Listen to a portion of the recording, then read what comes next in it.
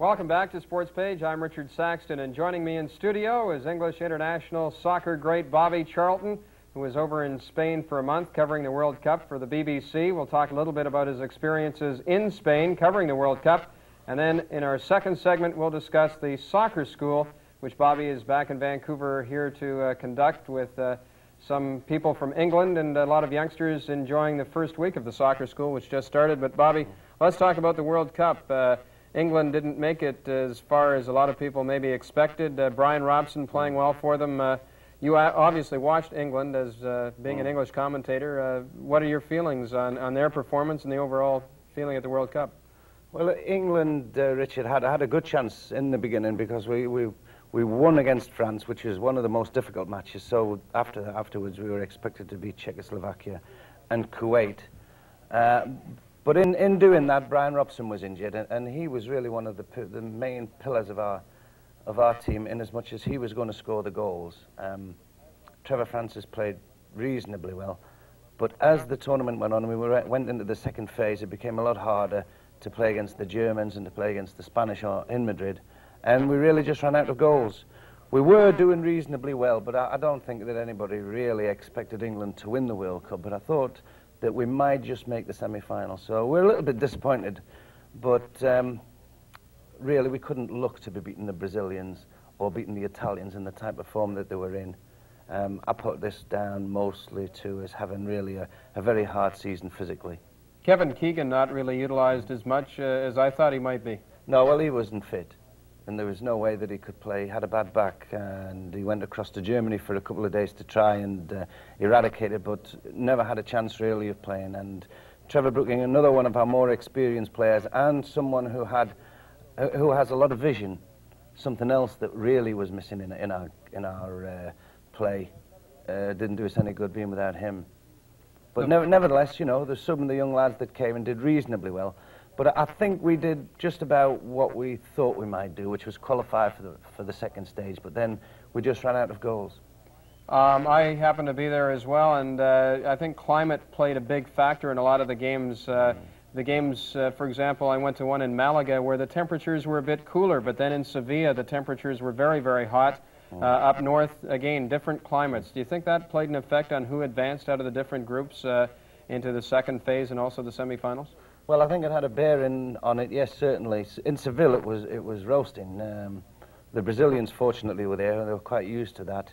The Russians suffered a bit. The Scots were a little unlucky, I thought. I thought that they played really well in the 3 matches, and were unfortunate enough to come up against the Brazilians and lose the 4 goals, and they lost on the goal difference. But I thought that they played really well.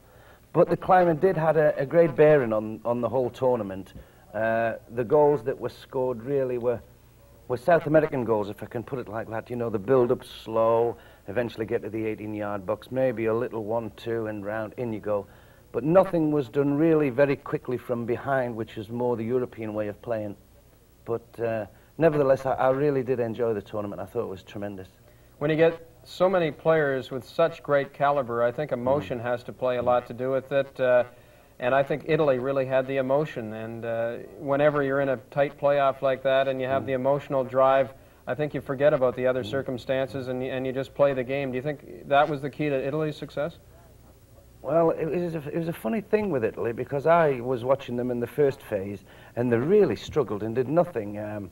They were the Italians of old, where, you know, if anyone went past them, they stopped them by any means.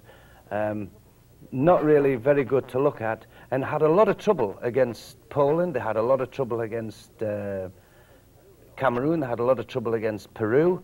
And Peru, in the last 10 minutes, you know, were really having a go at the Italians, and the Italians might not have even qualified for the second stage. But then they had so much criticism at home in the press, because I met a lot of press lads that had come across from Italy who came to one of the England training sessions, and really they deserted the Italians, you know. They said, oh, they're not worth following, you know, what's England's chances? And I said, well, England's chances not too bad. And they said, oh, the Italians have gone, you know, they've had it. It's the old family business, whereas the same players are playing, the really old players are playing, and they're not giving youngsters a chance.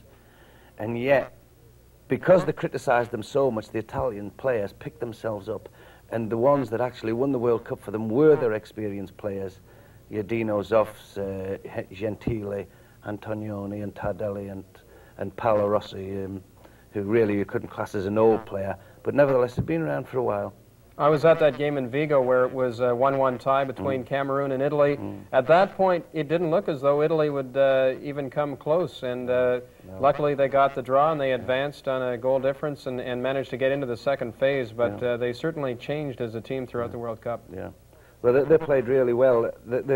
The criticism helped them, and it was a spur to them, and they picked themselves up and they said, right, we're going to have a go. We're not as bad as everyone says. And it was made for them, the situation, because they were drawn against the Argentinians. And they knew that if they didn't play well against Argentina and they didn't actually win, that then they were going to be in trouble, knowing that Brazil was the next match. So they took the bid between their teeth. They stopped playing defensively, as we would know it, not ultra defensively, and started to go forward. And they looked really good. Beat Argentina 2-1, and then went to Brazil, and I saw the match. I think you did as well, Yes, Richard. I was there. It was incredible. In Barcelona. And it's the best match I've seen for 10 years. It was so exciting, so much instant. The standard of goals was tremendous. The atmosphere in a very small ground where there was only about 40,000 people. And it was one of the greatest football matches that I've ever seen. It was some of the goals, especially the two Brazilian goals. The second one, you know, I mean, I couldn't believe it. It was so lovely to watch. I thought Brazil went into that game a little bit overconfident. I thought they knew they were the best team and maybe took Italy a little bit too lightly.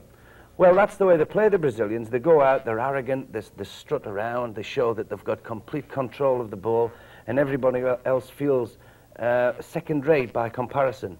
But the Italians stuck at it. And it was one of those matches where if anyone was going to make an error, a small error on the field, it was going to be punished. And Cerezo, on the second goal for the Italians, after the Brazilians had equalised, tried to knock a square ball, which was really, it was disastrous. Paolo Rossi picked it up, bang, 2-1. And the Brazilians were in trouble. They came back again and equalised, but it's a lovely fault they've got, the Brazilians. They love playing football, they love going forward, they love doing the tricks, they love showing the crowds how good they are at ball control, etc. And they got carried away when it was 2-2. They couldn't possibly imagine that the Italians were going to come back again. And they just went forward, and they gave away the third goal. And the Italians then were never going to let them through in the last 10 minutes. But there again, that was unbelievably exciting to be actually there. And the centre-half came through, Oscar came through in the dying seconds, you know, and actually headed the ball. And it was a controversy whether it had crossed the line or not. I mean, it really went up to the last minute. It was a terrific football match. Watching the dying minutes of that game where Brazil was trying to get the equalizer, it looked as though they could have played that aggressively the entire game. They were just saving it until they needed it, as opposed to going all out the entire game, maybe. Well, I think that's the deceive you in that respect, in as much as that's the impression that they would like to give you. But I think that they worry as much as anyone else. And they work very hard on appearing to be confident and appearing to be in complete control. And if they get on top of you psychologically, then they'll always beat you. And that's what happened to most of the competition, except when they came across the Italians, whose defence really is second to none. Part of the game, of course, the fans, the spectators, and as far as spectators go, that had to be one of the greatest games. The fans going Italia, right. The Samba's going in the background. Somebody must have brought over a lot of Brazilian T-shirts because the yellow and green were everywhere. Yes, but not the following day. No, that is true. A lot of Brazilians, I think, took the next flight home. That's right. Yeah. But what about the final? Italy and West Germany. Of course, West Germany's leader was really hurting, but that might have had something to do with it. Yeah, well, Rummenigge was injured, the centre forward. He's been European Footballer of the Year for 2 years, and he was a great miss in the earlier part of the competition, but then he played well in the semi-final against France, made a big impression when he came on, and they actually won on penalty kicks, if you can remember, and got through to the final. I don't think he was fully fit and didn't really contribute as much in the final as people would have liked, Rummenigge. But the Germans had lost a lot of sympathy, a lot of public sympathy, when the goalkeeper came out and Battiston, the Frenchman, was clattered and taken from the field. So the real fans, I think, wanted the Italians to do well. And up to half-time, it looked quite close. The Germans appeared to be reasonably strong. But the very long extra time that they'd suffered against the French told on them in the end, and the Italians just took charge. It wasn't an exciting match, as exciting a match as had gone on before. But nevertheless, you know, I think most people would realise that if you beat Argentina, Brazil and West Germany, you deserve to win the World Cup. Let me ask you one final question. The World Cup as a whole, a lot of people I talked to said that the overall caliber was a lot less than, say, in Argentina, the previous World Cup. I don't know if that was because there were 24 teams or not. Did you feel that this World Cup was a little bit disappointing in each game not being the greatest? No, I think the standard was reasonably high still. The Argentinians, because of all the political things that had happened to them, really didn't contribute as much to the competition as people would have liked. Maybe that made it appear not to be as strong a standard of footballer as we'd seen in Argentina. But no, I thought it was good, and I thought it was really exciting. Main problem was the weather. It was so hot in most places. Really, everything had to be played very predictably and slow. Sometimes this is not the best way to watch football, but nevertheless, if you're in football and you see the technique of it and you can understand these things, then I thought it was terrific. And most people that I spoke to thought it was really one of the good World Cups. Okay, we look forward to talking about your soccer school when we return right after this short break.